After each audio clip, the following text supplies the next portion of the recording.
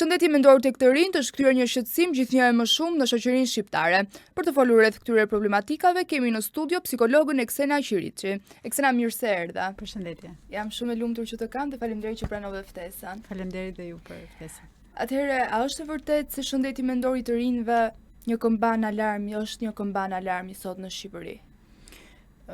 Nuk do preferoja ta trajtoja si një këmban alarmi, por si një mënyrë që ne sot kemi për të shpjeguar dhe për të treguar që shëndeti mendor është shumë i rëndësishëm. Sigurisht sot i çdo një kuptim dhe një rëndësi ndryshe shëndetit mendor dhe duke qenë të vëmendshëm ndaj çdo lloj ngjarje apo ndaj çdo lloj sjellje që fshihet mbas arsyes së shëndetit mendor, na ka bërë të mendojmë që është një këmban alarmi. Në fakt, gjithmonë shëndeti mendor ka qenë një arsye për të diskutuar dhe për të folur, por sot për shkak të medias, për shkak të ekspozimit të lartë në rrjetet të ndryshme sociale, po kuptojmë që shëndeti mendor është thelbësor dhe duhet trajtuar në atë lloj mënyre për të kuptuar dhe për ta ndihmuar qoftë brezin e ri, por edhe brezat e tjerë, sepse edhe brezat e tjerë nuk është se qëndrojnë pas në raport me specifika të ndryshme që kanë të bëjnë me shëndetin e mendjes. Nga përvoja juaj profesionale, cilat janë problemet më të shpeshta psikologjike që hasni tek të rinjt dhe adoleshentët? Sigurisht që sot ka një vedije më të lartë, një kërkesë më të lartë për ta kërkuar shërbimin profesional, por për të ndihmuar dhe veten. Ajo çfarë bie në sy sot janë çrregullimet e ankthit, pra ankthi si një mekanizëm reagues i trurit për të thënë që po vuaj, nuk po përballoj dot më shumë nga shqetësimet ose ndryshimet që po psoj, është një nga po themi aspektet ose arsyet kryesore pse të rinjt kërkojnë një trajtim ose një mendim profesional për çrregullimet e ankthit. Sigurisht që luhatjet e humorit janë gjithashtu, sepse shpesh nga përdorimi i substancave pësojnë ndryshime të ndryshme emocionale dhe kjo bën që të kemi ndryshime humori, por të kemi edhe faktorë si përdorimi i substancave. Përdorimi i substancave për shembull është një arsye e shëndetit mendor që ne jemi në fillime dhe nuk po japim dot një zgjidhje. Është alarmante si sjellje e cila po e organizon këtë grup mosh, por ne jemi ende të pa përgatitur nga ana institucionale dhe rehabilituese. Pastaj depresioni është bërë një dëmtimi i vetes, është bërë një arsye, marrëdhëniet e vështira ndërmjet partneritetit, rregullimi emocional është bërë një aspekt shumë i vështirë. Pra, shumë nga dinamikat njerëzore sot po nxjerrin në pas si vështirësi që deri diku përballohen vet, por në momentet e caktuar ka nevojë për vlerësimin e një profesionisti. A ka ndryshuar profili i të rinjve që kërkojnë ndihmë psikologjike? Profili i të rinjve? Jo, nuk ka ndryshuar. Pra mund të themi që thjesht po kërkohet ndihmë. Pra sot shëndeti mendor nuk është më tabu dhe shqyr dhe shumë mirë që nuk është më tabu, sepse si ne të themi që na dhëm zemër dhe nuk duhet të flasim për zemrën, e njëjta gjë është dhe mendja jon vuan, qenia jon vuan dhe ne nuk duhet të kërkojmë ndihmë. Sot po flitet më shumë, kërkohet më shumë, kuptohet më shumë, edhe pse me sforco, edhe pse në momentet më të vështira ose në momentet kur gjendja e shëndetit mendor ka shkuar në ato kufinë sa kërkon shumë kohë, kërkon mbështetje financiare, sepse ne ende nuk kemi struktura të mirëfillta shtetërore profesionale që ta mbështesin individin mirëfillin në nevojën e tij që herët, por që sigurisht që sot kemi më shumë mundësi për ta thënë që shëndeti mendor është primar në çdo lloj organizmi shoqëror. Po pse shumë të rinj ende kanë të vështirë të flasin për problemet e tyre emocionale? Sepse për shkak të kuptueshmërisë së ulët që kemi patur deri dje në raport me rëndësinë e shëndetit të mendjes dhe turpit që kemi patur në raport me shëndetin e mendjes, sigurisht që kemi ditur shëndetin e mendjes me inteligjencën, me dobësinë, me çështjen e karakterit dhe pikërisht ky shpjegim që i kemi dhënë shëndetit të mendjes ka bërë që njeriu të vi turp të mos ndihet mirë që ka një specifik të shëndetit të mendjes. Dhe kjo ka bërë që e folura e tepërt në masë të caktuar ka bërë që të ulet pra ky turpi dhe të flasim pak më shumë. Kjo është arsyeja thelbësore që e ka penguar deri tani kërkesën e ndihmës. Por është në proces të lehtë, por në proces ndryshimi.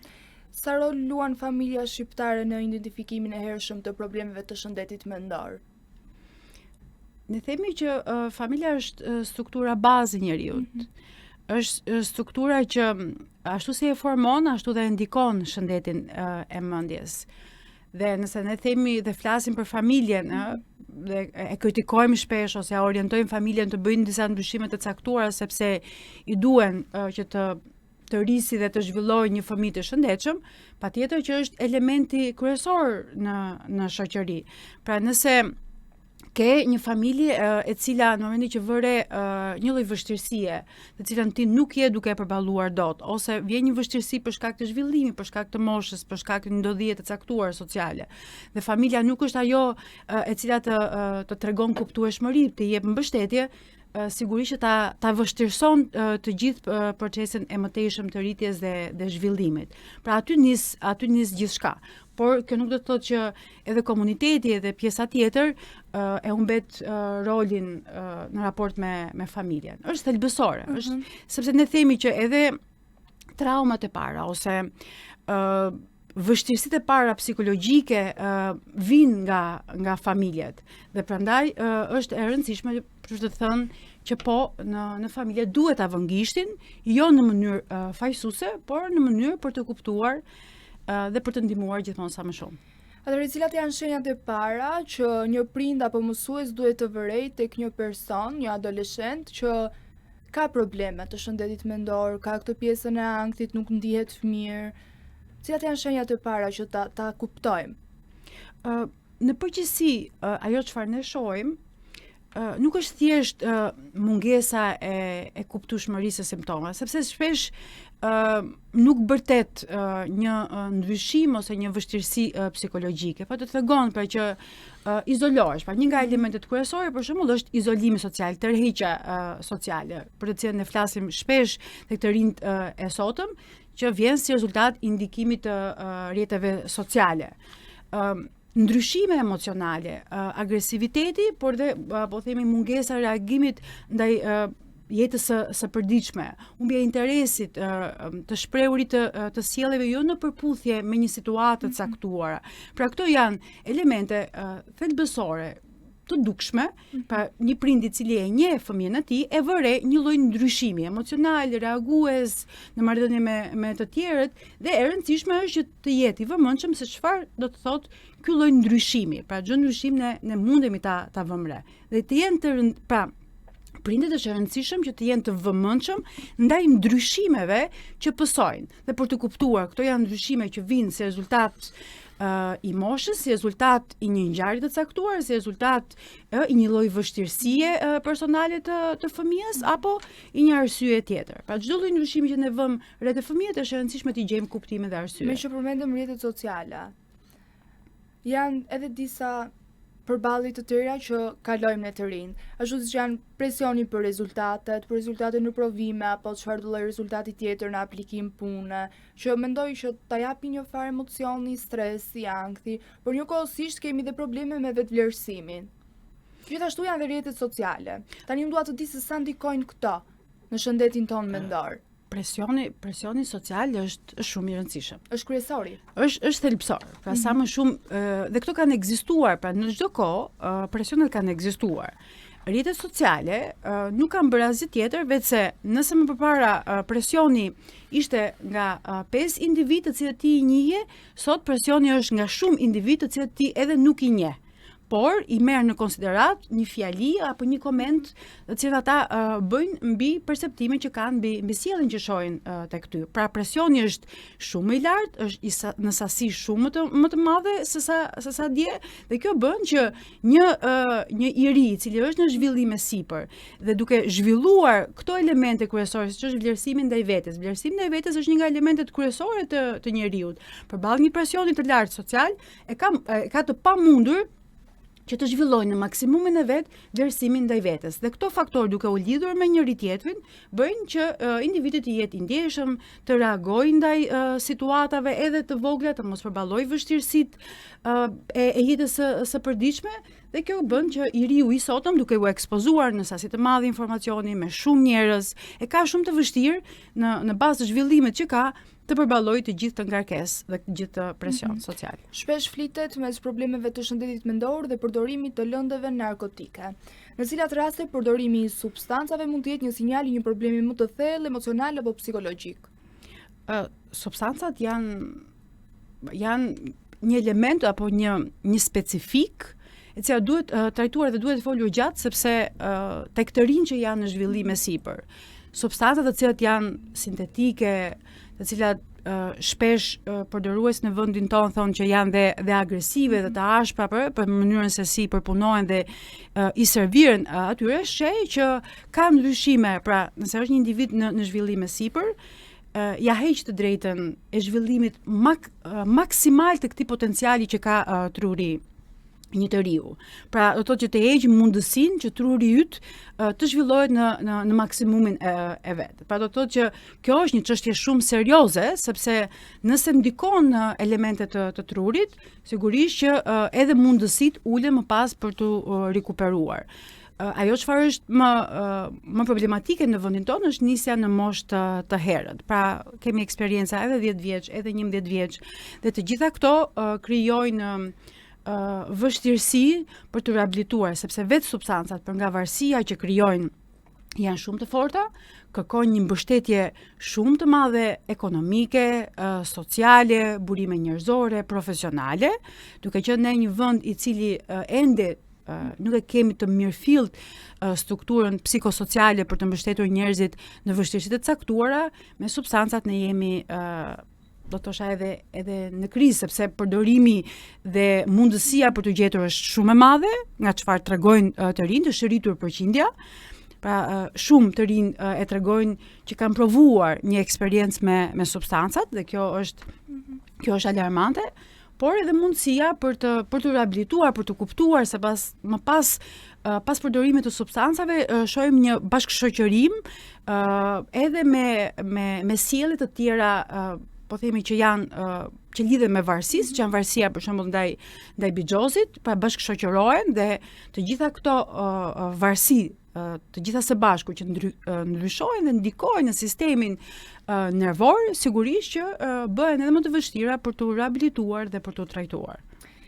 Atëherë, ku qëndron përgjegjësia më e madhe për parandalimin e këtyre fenomeneve? Tek familja, shkolla, institucionet apo vetë komuniteti? Kjo është një pyetje shpesh që thuhet dhe kërkohet në shpesh si shoqëria kërkojmë një gisht për të drejtuar në raport me përgjegjësinë. Unë do të thosha për shembull nëse diskutuam për çështjen e substancave, nëse shoqëria nuk na jep substancë, nuk na mundëson substancë, sigurisht që ne nuk mund të flasim për çrregullime që vijnë nga substanca. Familja nuk do të përballet me dhunën, me agresivitetin apo me pasojat emocionale që sjell apo ndryshimet e trurit që sjell. Pra do të thotë që nuk ka një gisht të vetëm që i drejtohet vetëm familjes, se shpesh ne e përdorim familjen që themi ajo është burimi i gjithçkaje, është e vërtet, por individi sot dhe zhvillimi i psikologjisë na ka dhënë të mundur të kuptojmë që njeriu nuk është vetëm familje, njeriu është komunitet, njeriu është mënyrën se si sistemi të ndihmon. Pra do të thotë që i gjithë sistemi duhet të bëhet bashk. Nëse gjithë sistemi nuk bëhet bashk, atëherë nuk mund të drejtojmë dot një gisht. Është i gjithë sistemi, pra nëse çalon i gjithë sistemi, e ka të themi fajin, ndoshta e ka fajin gjithë sistemi, pra ka filluar me familjen, e ka mbështetur, nëse marrim një dinamik të shumë rasteve që ne hasim, nëse kemi sot vështirësinë e divorcit në familjet shqiptare, që është një numër gjithmonë e më shumë në rritje. Dhe shpesh nga grupet, po themi, kriminale ose grupet të cilat zgjedhin të përdorin krimin si mënyrë jetese dhe vlerë jete, e përdorin këtë të mitur i cili vjen nga një familje e cila nuk e di ku e ka vlerën e vetes, e përdor, pra komuniteti e përdor këtë lloj vështirësie, atëherë krijon një individ i cili ka një lloj vështirësie psikologjike, të cilën mund të prodhoj ose dhunë, ose mund ta kthej mbrapa shoqërisë, ose një sjellje tjetër të cilën më pas e vuan një komunitet tjetër të cilët nuk kanë qenë faktorët kryesor në këtë lloj problemi social ose psikologjik. A ka mjaftueshëm psikolog në sistemin arsimor dhe a kanë ato kushtet e duhura për të bërë punën e tyre? Sot po themi që në shumë struktura ka psikolog. Kur unë nisa studime për psikologjinë, ka qenë projekt eksperimental vetëm në shkolla. Sot e ke në shëndetësi, e ke në sistemin e drejtësisë, e ke në burgje, e ke në shkolla, pra e ke kudo psikologun dhe praninë e psikologut. Sigurisht që ne ende si shoqëri, pavarësisht se e kemi vendosur si një emër që mendojmë që ofron mundësi zgjidhje, që ofron mundësi për ta parë realitetin ndryshe, nuk e kemi dhënë rëndësinë e vlerës që ka ky lloj profesioni ose kjo lloj ndihme profesionale në shumë vende të tjera. Pra ende është për shembull në sistemin e drejtësisë, shpesh nëse sistemi vet është i korruptuar, automatikisht dhe psikologu korruptohet. Dhe nëse korruptohet edhe psikologu për shkak të presioneve të ndryshme, sigurisht që përgjysmohet vlera profesionale. Edhe në shëndetësi është një qasje e re. Nëse individi e ka normale të shkoj dhe të vizitoj zemrën, nuk e ka ende normale të vizitoj shëndetin e mendjes në shëndetësi, sepse është një strukturë e re dhe nuk beson shumë tek vlera dhe te trajtimi. Pra kemi shumë, por ende nuk jemi në ato për masa profesionale që të themi që po kanë bërë revolucion psikologët në Shqipëri. A është shoqëria shqiptare e përgatitur për të trajtuar depresionin dhe stresin si probleme reale shëndetësore dhe jo si dobësi karakteri? Patjetër, kjo është një nga elementet kryesore kur ti formohesh profesionalisht. Ne kemi kuptuar që nuk ka të bëj as me dobësinë e njeriut, as me karakterin, por kur themi kombinim faktorësh, do të thotë që çdo individ, nëse i kombinohen faktorët biologjik, psikologjik dhe social, është i mundur të ndikohet në shëndetin e tij të mendjes.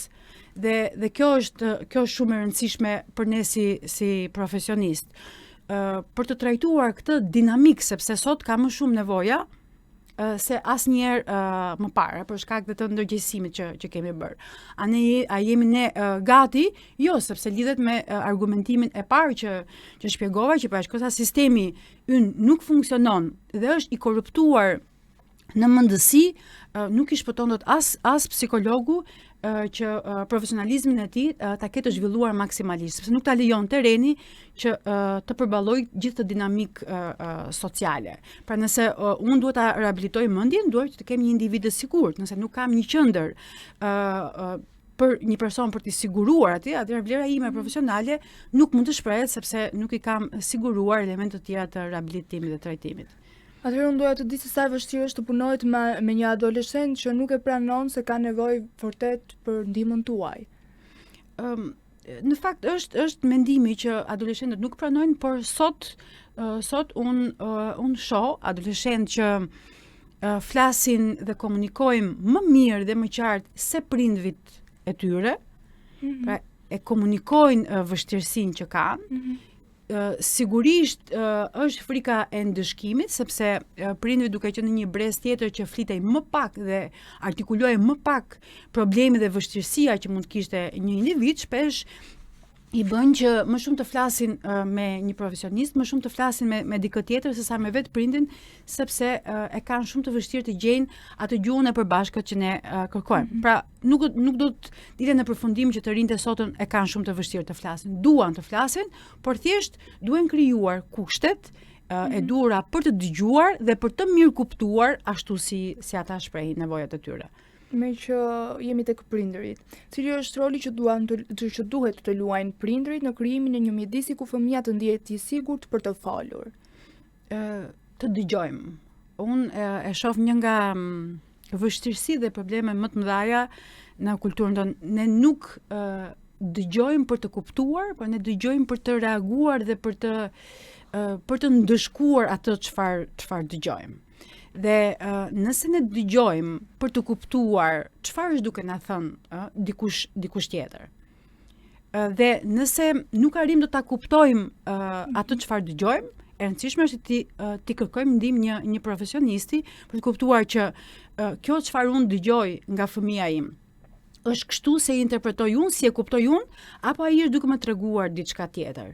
Pra, kjo është shumë e rëndësishme. Prindi nuk mund të bëhet dot psikolog, patjetër, mund të bëhet një dëgjues i mirë, mund të bëhet një dhënës informacioni apo një dhënës kuptueshmërie për shkak se është i rritur. Dhe një person që të besoj i besueshëm dhe nuk të ndëshkon.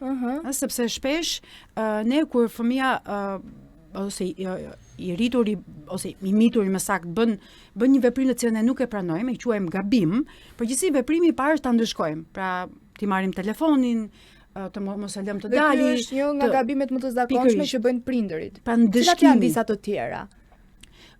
Heqja dhe kufizimi janë dy nga format më të rënda të ndëshkimit. Pra, unë i heq atë që do dhe ndëshkoj për atë që do. Sepse mendon që duke i hequr diçka ai mund të bëhet më i ndërgjegjshëm.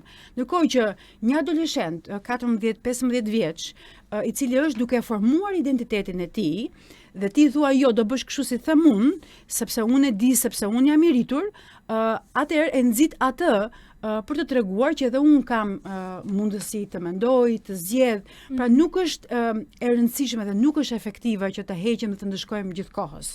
E rëndësishme është të kuptojmë a ka një alternativë tjetër, për shembull të flasim dhe të kuptojmë, është një nga elementet shumë të rëndësishme. Dhe ne shohim që prindërit e kanë shpesh shumë të vështirë të flasin me fëmijët e tyre. Pra, përdorin 2-3 fjali ose përdorin 2-3 koncepte ose analiza ose shpjegimi mbi një sjellje të gabuar dhe kur fëmia u jep një mendim ndryshe, një mendim po themi që ata ndoshta se pranojnë, ata nga që nuk e vazhdojnë dot argumentimin ose qëllimin për të kuptuar pse fëmia mendon kështu, pra çfarë sheh fëmia që nuk e sheh ai, e mbyllin duke ndëshkuar dhe e di unë edhe kjo në fakt nuk i jep fëmijës të kuptojë që ka të drejtë apo jo, po e lën në konfuzion. Në fakt ka dhe nga ato prindër që janë super shumë të mbi-ngarkuar gjatë ditës dhe kur shkojnë në darkë nuk kanë nerva le ta quajmë dhe dëshirë të dëgjojnë fëmijën. Po nuk kanë forcat e mjaftueshme të menduarit, qetësia, durimi,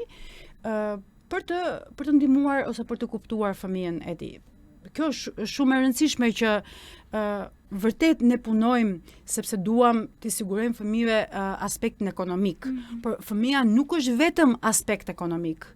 Është një qenie sociale që edhe nëse ti i plotson një nevojë, apo një nevojë gjysmë, apo gjysmë nevoje, nëse ai ndihet mirë me atë çfarë ti jep, ndihet i vlerësuar, i kuptuar, pa neglizhencë, sepse sot fëmijët e sotëm vuajnë për neglizhencën prindërore, ato çfarë ju thatë që duke punuar gjatë prindërit nuk kanë kohë më t'i kushtojnë fëmijëve të tyre. Dhe e gjitha kjo përkthehet në nevojë tjetër, të cilën nuk është ekonomike, por që prindi duhet të investojë kohë për të kuptuar këtë lloj nevoje. Pa njeriu nuk është vetëm nevojë ekonomike. Ndoshta ne vim nga një brez të cilën aspektet ekonomike kemi patur me mungesa të mëdha dhe kemi menduar që aspekti ekonomik është elementi kryesor i prindërimit, por jo, nuk është vetëm kjo.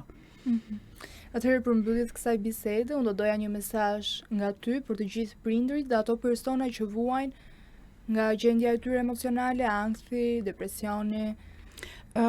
Nëse flasim sot për shëndetin mendor, është e rëndësishme për të kuptuar, për të shpjeguar dhe jo për të justifikuar, sepse shpesh shëndetin mendor e përdorim edhe si justifikim. E rëndësishme sot është të flasim sa më shumë për të gjitha elementet që kanë të bëjnë me shëndetin e mendjes. Pra, nuk flasim më për sëmundje, pra nuk do të flasim më që kemi sëmundje apo jo, por do të flasim se si të krijojmë kushtet e duhura për një mirëqenie të shëndetit mendor. Pra, si të ndihmojmë të marrim vendime, si të ndihmojmë të tjerët të hyjnë në marrëdhënie me dikë tjetër, si të krijojmë partneritete, si të mendojnë, si të ndjejnë, pra të gjitha këto janë elemente shumë të rëndësishme të shëndetit mendor. Dhe sot duhet të flasim për mirëqenien dhe jo për sëmundjen e mendjes, por duhet të flasim si të krijojmë kushte për një shëndet të mirë mendor. Sonja Ksina, të falenderoj. Faleminderit Ishte dhe kënaqësi. ju. Faleminderit dhe ju. Pas këtyre zhvillimeve që trajtuam sot, shpresoj të jeni të kënaqur. Bashkë do të shihemi sërish nesër në orën 17. Ju pëlqeu kjo video? Atëherë bashkohuni me ne. Na ndiqni në Instagram, Facebook dhe TikTok dhe bëni subscribe në YouTube. Klikoni like dhe share dhe aktivizoni njoftimet për të mos humbur asnjë video të re. Faleminderit për mbështetjen.